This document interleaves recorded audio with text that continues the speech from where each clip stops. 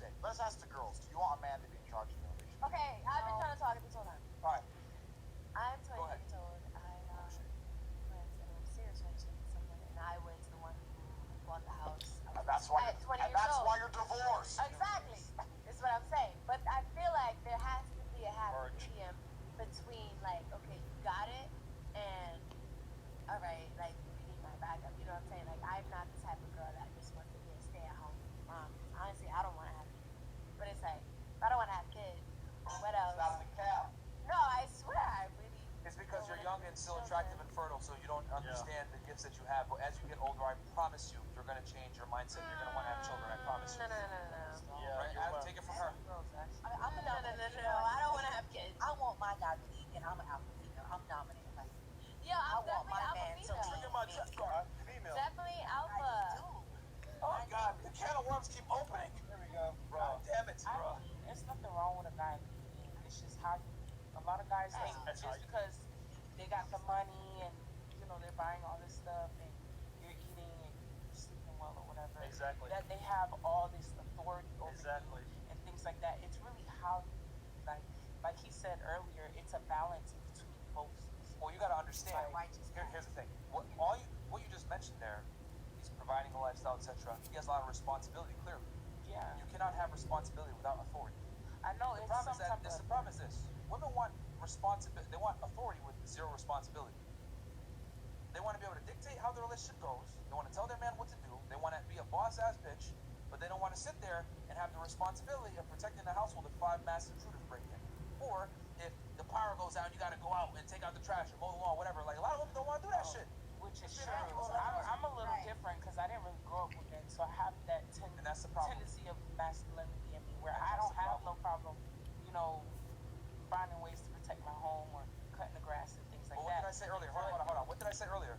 Just because you can fit a round peg into a square hole does not mean it's optimal for the situation. I know. You get the job done, but you are never going to get it done to the level of efficiency that a man is going to do. And I completely agree about that, but it's like I feel like sometimes men think, oh, when I'm providing, it's like a really dictatorship in a way. No, like, it's not that. Hold on. That's how I feel sometimes. You guys are ashamed to be women. That's the real problem. Modern day women are ashamed to have children, to be pregnant, to caretake the home, to raise the next generation of people.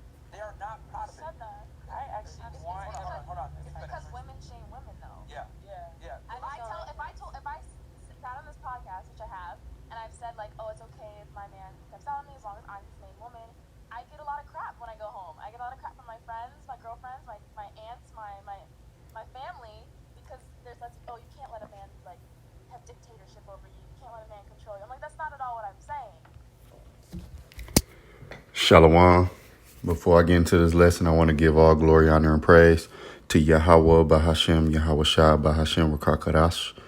I want to give double honors to the men that taught me this word. I want to give honor and respect to the brothers that's out there laboring, rightly dividing the word in truth and sincerity. And I want to say shalom to the brothers and sisters, the Akim wa Akwathium. And as you can see, I was watching this Fresh and Fit podcast. They be having some good little topics on here. And you can see this was 10 days ago, right? And the title is Can Women Lead Men? Heated debate, all right? And as you heard the different women and men, the brothers on there, the guys on there, they was making some good points. And, okay, first, so the girl in the red said, I don't want to have kids. And then the other girl backed her up like, I don't want to have kids, right? Then this girl right here with the black on, with the baseball hat on, she was saying it's cool for a guy to lead, but it's about how you lead, which is true in some aspects. But she was saying that guys, feel like they should have this authority over you. Then this girl said, the guy, he was saying, well, y'all modern women don't want to be women. Y'all don't want to caretake at the home. Y'all don't want to be, he went into his spiel. And the girl said, it's women who shame women, right? And that's true. And it all this could be filtered through the scriptures. And, the thing about it is women in antiquity, they wanted to have kids, all right? Having kids, first of all, a woman in antiquity, she didn't make that decision. All right. That was really basically up to the husband and her father. Okay. Because in antiquity, women didn't get to choose their man most of the time. The father chose the husband. You see what I'm saying? The father told his daughter, hey, you gonna marry that man. You see what I'm saying? So that's number one. Number two, women in antiquity, if you didn't have kids and couldn't bear kids for your husband, you wasn't really, that was a burden on a woman's mind. You see what I'm saying? Because you gotta, in the scriptures, our foremothers, you know, when they was barren, they would give their handmaids to their husbands to have kids. And then they would take those kids as they own. If you think about, if you read about Rachel and Leah, they was competing with each other to have kids by Jacob. You see what I'm saying? Especially if they had a son. Women really wanted to have sons for their husband because it meant the legacy basically was going to continue. They wanted to give their husband an heir to the throne. Okay. So when you bear the son, the woman knew like, yeah, I got his son. So this is going to be the next, especially his first son. You see what I'm saying? And these women talking about, I don't want to have a kid. See? And this is because the modern day woman has been given too much liberty to make her own decisions, which you see have destroyed her in a lot of ways.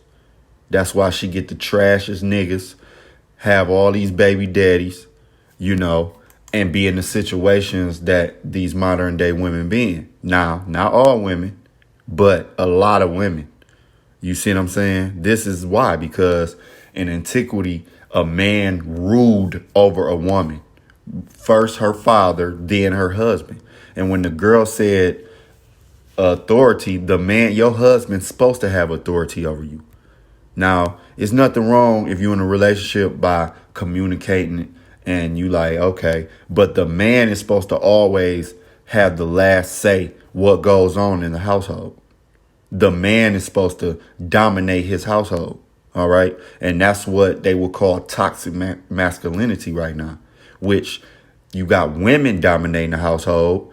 And that's why households are really fucked up. Excuse my language, because the man is going to rule based off logic and the woman is going to rule based off emotion. All right. And when you rule off emotion mainly, that's when things go haywire. You need logical thinking most of the times. OK, it was and I'm going to go to the scriptures to prove my point. All right. Because the Most High set it up for the man to rule over the woman. All right. No matter what these new age women tell you, the Most High set it up for a man to rule his household, to rule his wife, to rule his kids. OK, that's the order. And I'm going to go through the scriptures. Matter of fact, we're going to start off right here. Titus 2, because the girl said that, now I done been on this podcast, and if I say, hey, I want my husband to lead and all things of that nature, then my aunts, my friends, I'm going to catch hell from them, right? That's basically what she said, paraphrasing. All right. So let me get this, because when she mentioned like her aunts and all of these are older women. Now, she did mention her friends, which is her peers, but let's get into it. Titus 2, and we're going to start at 3. It says, the aged women likewise, that they be in behaviour as becoming holiness, not false accusers, not given to much wine, teachers of good things. Didn't she say her aunts and things of that nature, which would be older women? Okay. Teachers of good things, verse 4, that they may teach the young women to be sober, to love their husbands, to love their children, to be discreet, chaste, keepers at home, good, obedient to their own husbands, that the word of the Most High be not blasphemed. All right. And see, matter of fact, for edification's sakes, we going to go into it. All right. Because these older women is not teaching these young women good things. They basically teaching these young women how to be hoes, how to be dominant, and that's why a lot of our women are not married. They're single baby mamas because they haven't been taught good things. They haven't been taught to be chaste, keepers at home, good, obedient to their own husbands. Okay? They haven't been taught that. So for edification's sake, we're going to go into, let's go into the word obedient.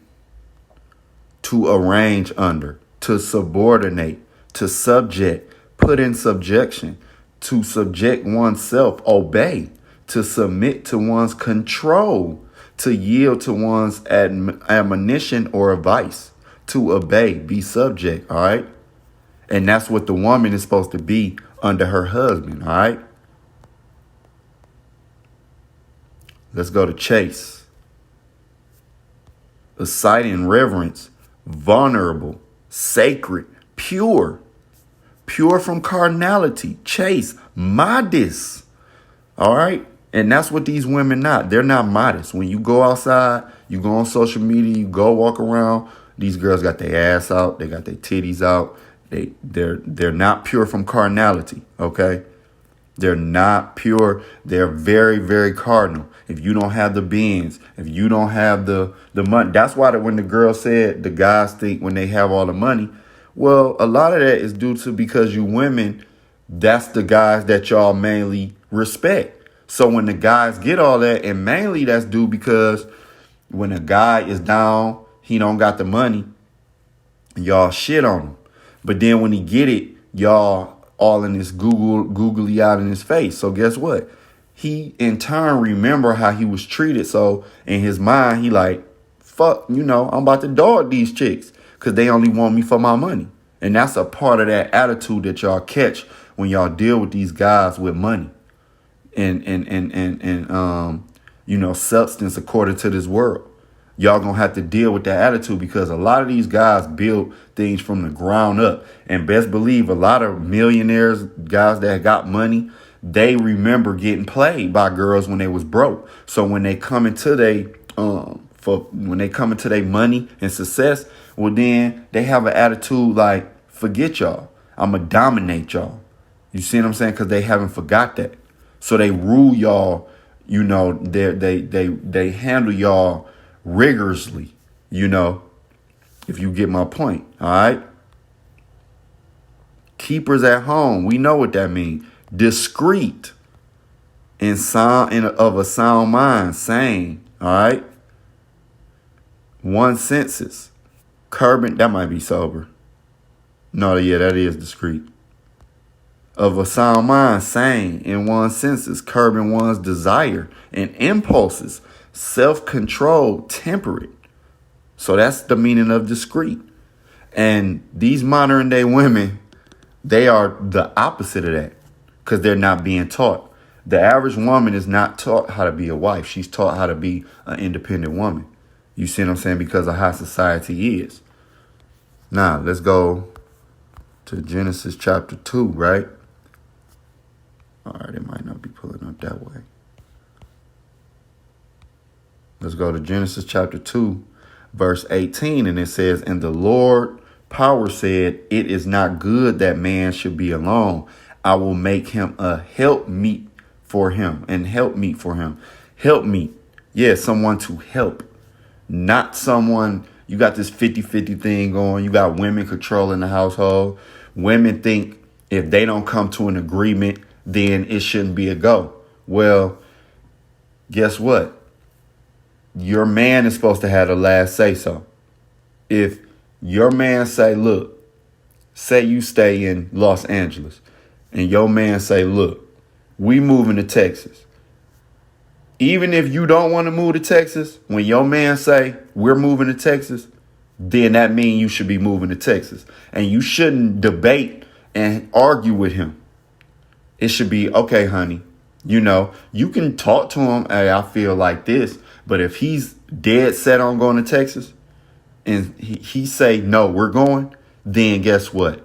You should pack up and go. It shouldn't be this argument. It shouldn't be all this attitude. It shouldn't be, no, I ain't going. no, you going. You should be moving. Whatever the husband, like I said, there's nothing wrong with a discussion to, calm out things. And even if y'all, talk it over, y'all come to an agreement. But if your husband say, look, this is what we doing, well, guess what? That's the way y'all supposed to move. Okay? And I'm going to get to it. I'm just not going to just be, it's just not my opinion. I'm going off the scriptures. Now we're going to 1 Corinthians 11. All right. I'm in Chronicles. Salakia. 1 Corinthians 11 and verse 3. And it says, but I will have you know that the head of every man is a Mashiach, which is Yahushua, and the head of the woman is the man, and the head of a Mashiach is the Most High. So the order is the Most High, Yahushua, the man, and then the woman. All right, because women say, well, they're equal, that it should be equal. It should be 50-50. No, you're under your husband. You're under the man. 1 Corinthians 11:3 again. But I will have you know that the head of every man is a Mashiach. All right. Where you see Christ, who y'all so ignorantly call Jesus, which is his real name is Yahushua. All right. And the head of the woman is the man. All right. That's scripture. And the head of Yahushua, a Mashiach, is the Most High. So that's the order. Flat out. There's nothing else to be said. That's the order. Verse 8, we're going to skip down. For the man is not of the woman, but the woman of the man. Neither was the man created for the woman, but the woman for the man. And that goes back to Genesis 2. All right. When it said, man, it's not good for man to be alone, I will create him a helpmeet. All right. That's scriptural. There's nothing else to be said. It's really plain. It ain't no in-depth breakdown. It's plain. Now, let's go into it. Numbers and 30, right? This is the vow. Basically, let me see. Give me 1 second. So basically, this is women in vows, right? So just pay attention. Numbers chapter 30, starting at 1. And Moses spake unto the heads of the tribes concerning the children of Israel, saying, This is the thing which the Lord have commanded. All right. This is a commandment. If a man vow a vow unto the Lord, or swear an oath to bind his soul with a bond, he shall not break his word. He shall do according to all that proceedeth out of his mouth. That's it for the man right there. Once a man make a vow, it's a wrap. He don't have to ask his wife. He don't have to ask his mama. He vow it, and that's it. Now, let's go to verse 3. If a woman also vow a vow unto the Lord, and bind herself by a bond, being in her father's house in her youth, and her father hear her vow, and her bond wherewith she had bound her soul, and her father shall hold his peace at her, then all her vows shall stand, and every bond wherewith she had bound her soul shall stand. So if you a girl in your father's home and you vow a vow to the Most High, and your father, it hold his peace, meaning he don't say nothing, he hear, he know it, hey, you gotta follow that vow. But what is it saying? It's letting you know that the woman is under authority. All right. Because they didn't say that for the man. The man had one verse and that was it. Verse 5. But if her father disallow her in the day that he heareth not any of her vows, or of her bond wherewith she had bound her soul, shall stand, and the Lord shall forgive her because her father disallowed her. So again, like I said, a woman is under two authorities in life. One, her father first, then her husband. All right. Verse 6. And if she had at all an husband when she vowed, or uttered aught out her of her lips, wherewith she bound her soul, and her husband heard it, and held his peace at her in the day that he heard it, then her vow shall stand, and her bonds wherewith she bound her soul shall stand. All right. But if her husband disallow her on the day that he heard it, again, but if her husband disallow her on the day that he heard it, then he shall make her vow which she vowed, and that which she uttered with her lips, wherewith she bound her son, of none effect. And the Lord shall forgive her. Why the Lord gonna forgive her? Because the Lord know that her husband is over her in authority. All right. Verse 9. But every vow of a widow and of her that is divorced, wherewith they have bound their souls, shall stand against her. So if you're a widow, your husband dead, or you're in divorce, meaning you're a woman out here with no husband, then it should stand. All right. Nobody's over you. And if she vow in her husband's house, or bound her soul by a bond with an oath, and her husband heard it, and held his peace at her, and disallowed her not, then all her vows shall stand, and every bond wherewith she bound her soul shall stand. But if her husband have utterly made them void on the day he heard them, then whatsoever proceedeth out of her lips concerning her vows, or concerning the bond of her soul, shall not stand. Her husband have made them void, and the Lord shall forgive her. So this is letting you know that your husband has the power to void your vows to the Lord. All right. Your father has the power to do that in our youth. Now, if you divorce, you're a widow, then hey, you on your own. But if you got a husband, your husband, like I said, last word is your husband's word. This is an example concerning that. All right. Verse 13. Every vow and every binding oath to afflict the soul, her husband may establish it, or her husband may make it void. But if her husband altogether hold his peace at her from day to day, then he establish all her vows or all her bonds which are upon her. He confirmeth them, because he held his peace at her in the day that he heard them. But if he shall any ways make them void after he have heard them, then he shall bear her iniquity. All right. These are the statutes which the Lord commanded Moses between a man and his wife, between the father and his daughter, being yet in her youth in her father's house. All right. So, ladies, you have a husband. You are to be obedient to your husbands. All right. If you're in your father's house, of course, you're supposed to be obedient to your fathers. Now, that's going to be a little bit easier on the ears.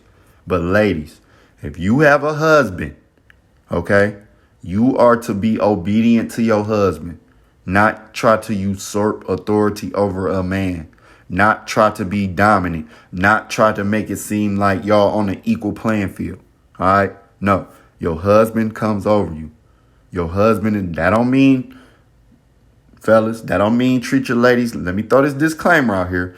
Fellas, that don't mean treat your lady like trash. Okay.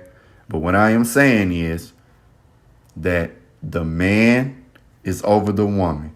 Yahushua being over the man, the Most High being over Yahushua. That's the order of things. All right. So I hope this was edifying. Lord willing. To the next lesson. Shalom.